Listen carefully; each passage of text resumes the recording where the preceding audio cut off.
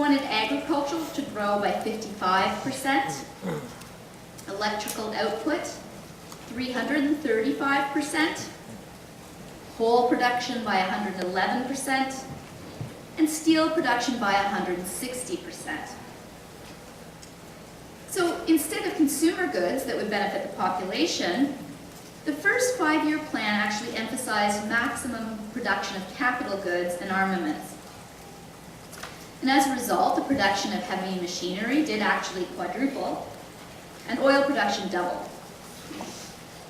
So by 1928 and 1937, a period that encompassed 2 5-year plans, steel production increased from 4 to 18 million tons, and coal output grew from 36 to 128 million tons. But this program of massive industrialization couldn't be carried out without coercion. A workforce was needed, and this was acquired in many ways, among them through forced labor and through penal servitude, the gulag, and we'll talk about that in a few minutes. So despite these remarkable statistics, the social and political costs of industrialization were absolutely enormous.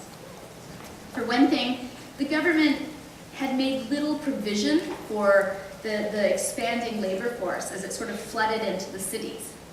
And as a result, workers and their families lived in horrible conditions, unimaginable, even worse than during the Tsarist time period. And real wages actually declined by a staggering 43% by 1928, from 1928 to 1940.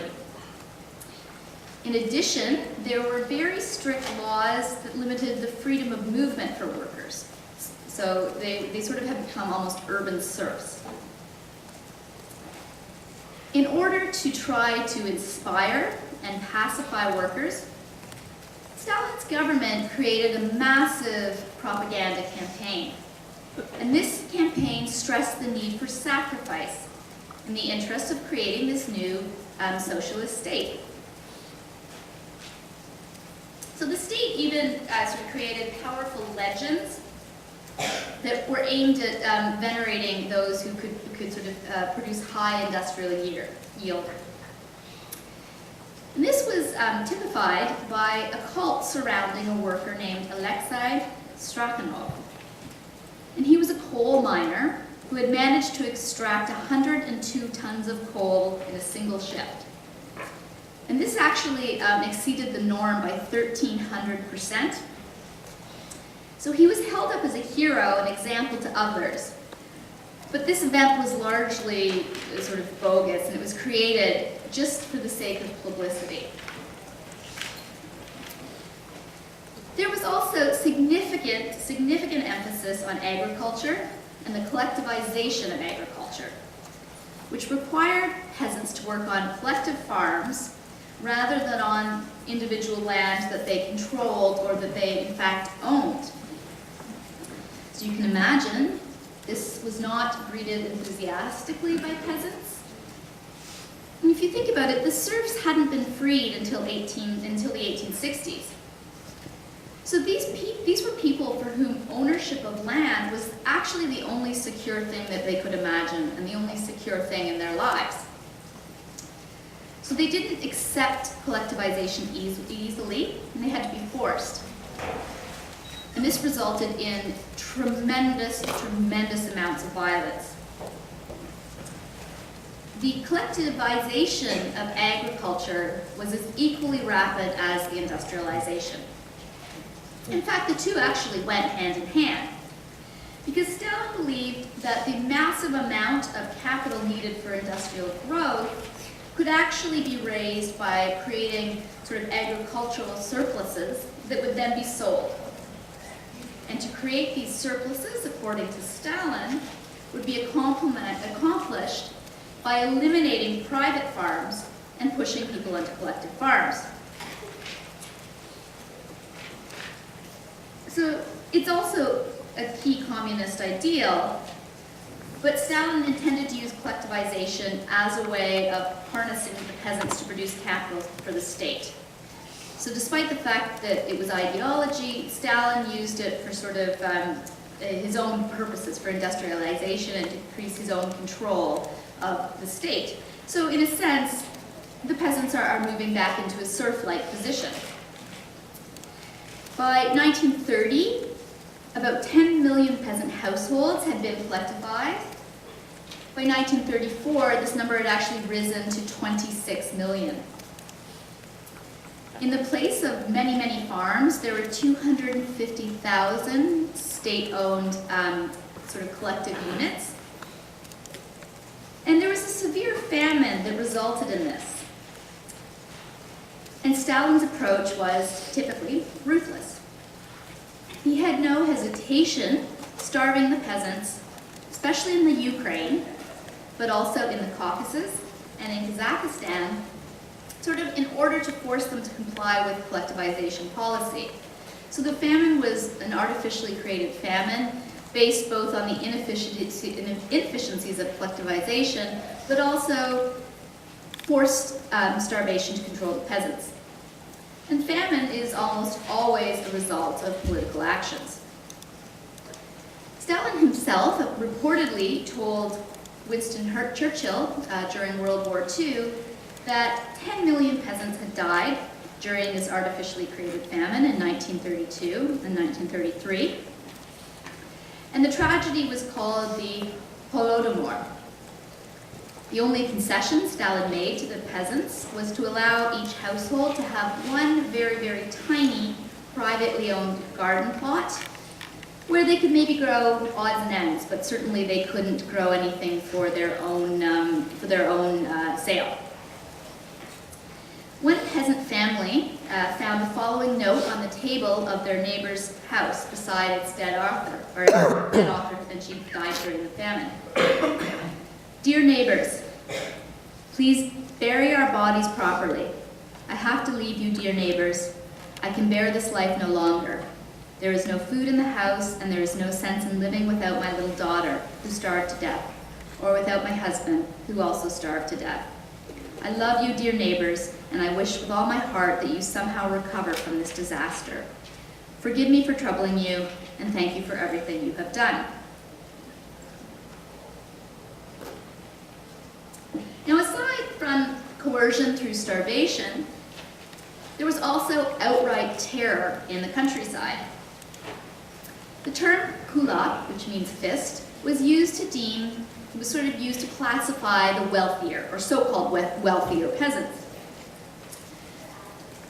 Those who were deemed wealthier were often blamed for leading resistance against collectivization. It's important to note, though, that kulaks wasn't really, it wasn't a category or a group in Russian society. It was a vague term, and it was very, very malleable. It was applied basically to whomever Stalin viewed, or his underlings, viewed as opposition, or potential opposition. So as Stalin declared, the kulaks were to be liquidated as a class, and in line with his policy, hundreds of thousands of peasants were stripped of their property and deported to Siberia. Others were executed, and their families were exiled. Sometimes, actually, a peasant with a personal grudge could denounce someone else as a kulak. This is a poster, unfortunately it doesn't come out very well, but this is a poster depicting a kulak running over other peasants with the tractor. So the fact that it's trying to sort of, they have the wealth and that they're controlling the countryside, and that they're wealthy at the expense of others in the villages and the countryside. Between 1930 and 31, approximately 2 million peasants were sent to internal exile. These people became a workforce in labor camps and settlements, and this process in turn speeded up industrialization. Other forms of internal enemies were also sort of swept up in this process. There were actually quotas for how many kulaks needed to be rounded up, And these were issued, and then party officials could choose who, in certain areas, that they wanted to include under the name Kulak. So there's this sort of elasticity of categories, which allowed for a continually escalating violence.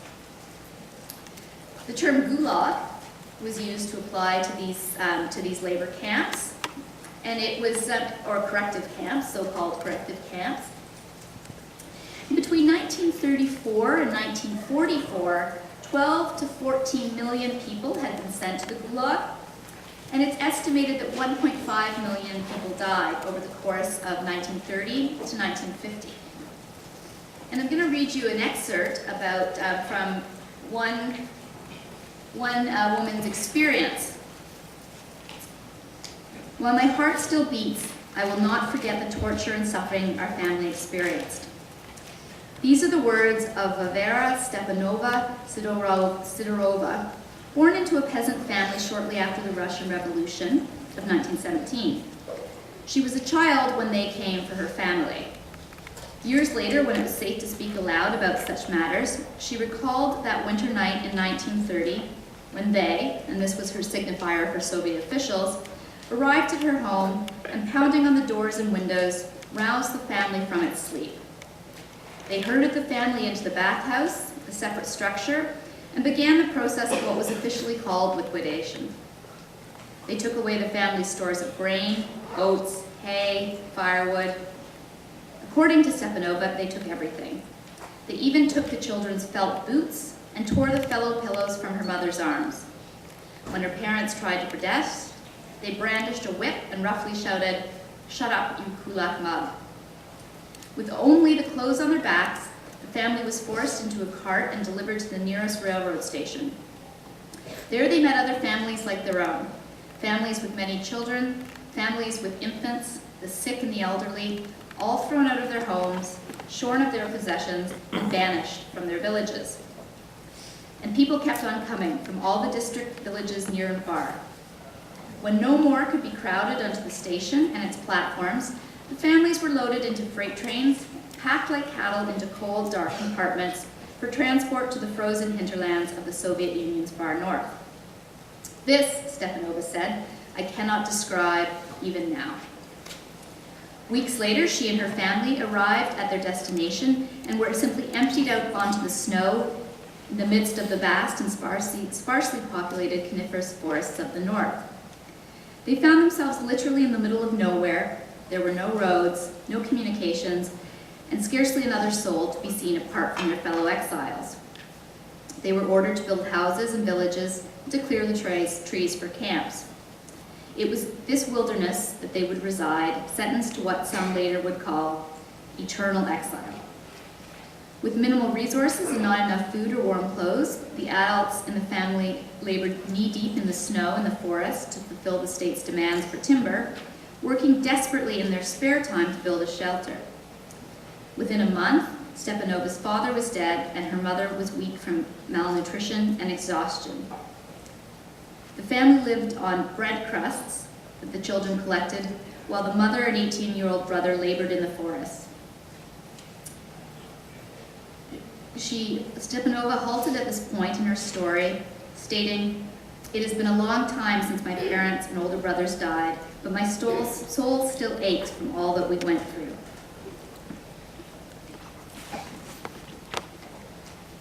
Stalin's name was synonymous with years of terror,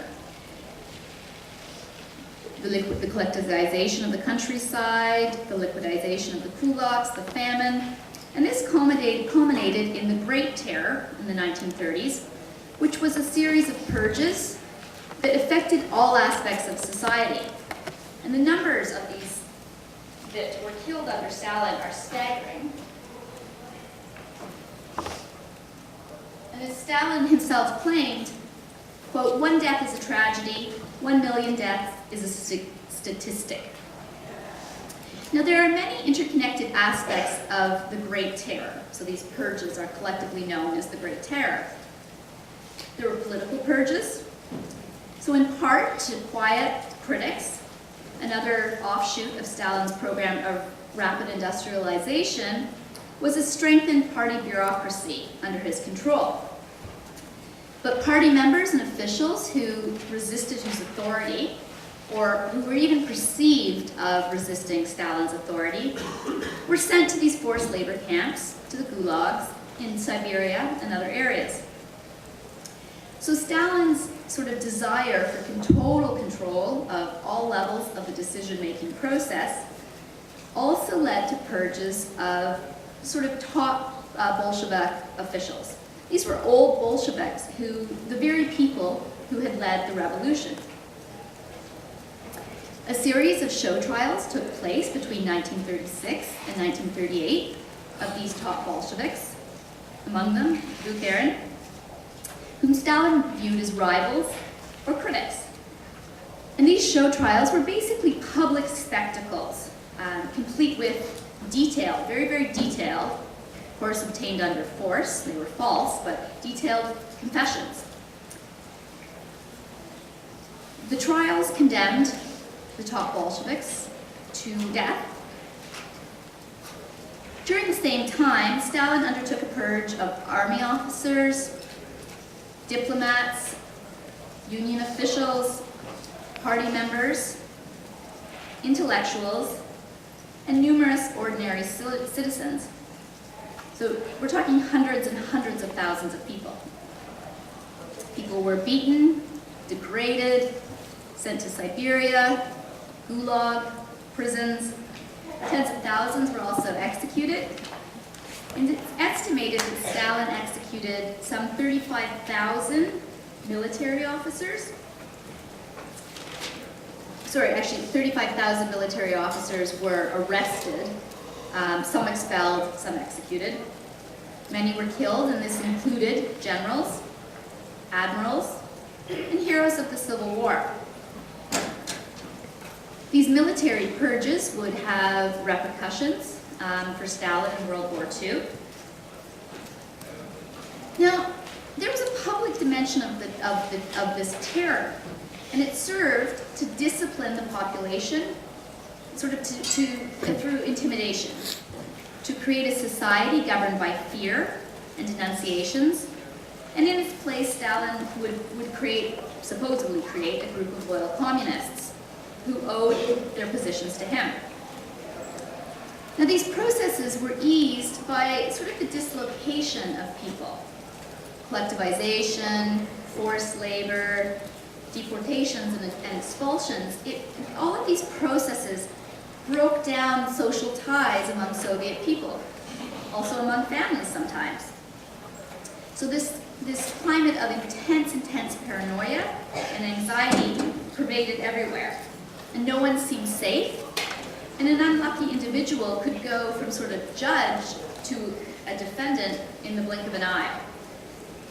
And actually, one old woman for example, was sent to Siberia for simply saying that if people prayed, they would work better. Current estimates suggest that about 8 million Russians were arrested during this period, known as the Great Purge, and that millions died in these labor camps. So what made so many people aid Stalin in this kind of terror? In his reflections, Lev Kopolev, who assisted in the terror, said, "With the rest of my generation, I firmly believed that the ends justified the means. Our great goal was the triumph of communism, and for the sake of that goal, everything was permissible: to lie, to steal, to destroy hundreds of thousands, even millions of people, anyone who stood in the way. And to hesitate or doubt about all of this was to give in to intellectual squeamishness and stupid liberalism, the attributes of those people who could not see the forest for the trees." And there were less public components of the terror as well. The NKVD, which was the successor to the Cheka, to the police force, the Cheka, and predecessor actually to the KGB. In 1937, it issued Operational Order 00447. This order launched another campaign of punitive measures against former kulaks, anti-Soviet elements, and criminals. So you've got sort of the program of violence and purges against, quote, upper-level society, but at the same time, you've got this parallel program of violence against a wide range of people. People deemed thieves, outsiders, prostitutes, politically suspect, homeless. So these are categories that are sort of notoriously ill-defined and difficult to define. There was actually quotas, again, for the number of roundups. And this sense of officials reaching their targets and being rewarded for it meant that the violence just completely escalated. When the prisons became too crowded, some people were just killed. So this process had this built-in circulation or circle, I guess, of increasing radicalization. And this idea that you would create enemies if a state didn't have them already. So paranoia sort of became a self-fulfilling prophecy.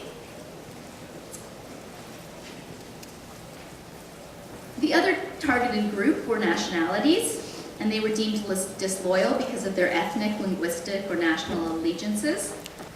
Poles, Germans, Koreans, Finns, people of a suspect group were targeted, but also people who'd simply spent time in any of these countries. This included NKVD agents themselves, refugees, even returning POWs from World War I were sort of rounded up and exiled or killed. Anyone who had a suspect background. And here too, there's room for sort of interpreting the categories of who was Polish, who was German, who was Finnish. Poles were the largest group targeted. 120,000 of them, Poles or Soviet citizens, were sentenced to various terms in the Gulag and blamed for things such as the famine.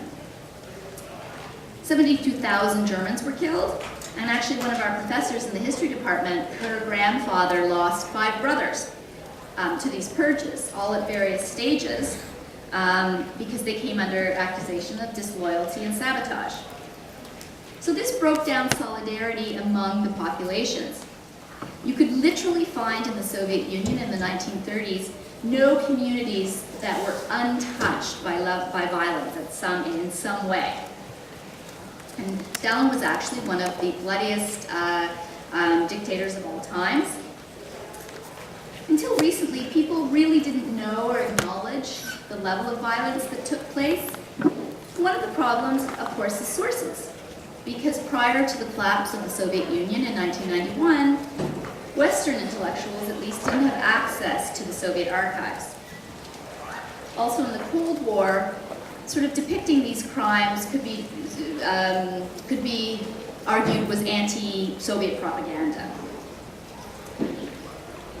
We're going to finish up there, and I will talk a little bit on Tuesday about the importance of both Stalin's personality